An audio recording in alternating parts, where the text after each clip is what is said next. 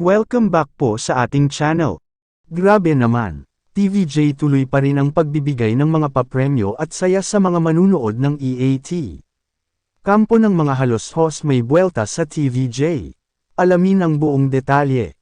Ilang linggo nang ang napasa kamay ng mga halos-hos ang naturang programang Itbulaga, na kung saan, ay hanggang ngayon tuloy pa rin ang usap-usapan sa iba't ibang panig ng social media matapos maangkin nito ang titulong pinag-aagawan ng magkabilang kampo.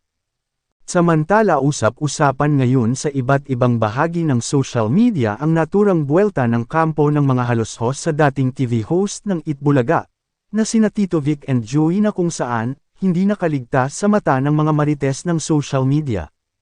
Mag-move on na nga lang daw dahil wala lang din naman silang mapapala sa patuloy nilang pang-akusa sa naturang kampo nito lalo na sa mga bagong host ng naturang programa. Marami sa atin ang hindi talaga matanggap ang nangyari sa mga original host ng Itbulaga, subalit hindi naman sila pinabayaan ng Diyos dahil sa kabila ng mga kinakaharap nilang problema ay nagkaroon naman sila ng panibagong tahanan.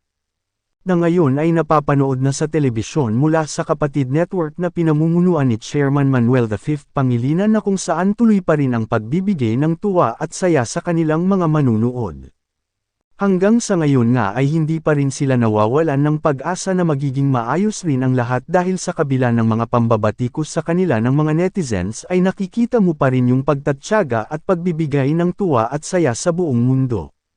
Ramdam na ramdam nga ng mga manunood ang bawat pagbigkas ng kanilang host dahil ay maging sila ay hindi rin naman sila makapaniwala na mangyayari ang mga bagay na iyon na labis nilang ikinalungkot. Subalit sa kabila nga nito ay hindi sila pinangunahan ng takot kundi lumaban sila at hinarap ang bawat problema na kanilang kinasangkutan.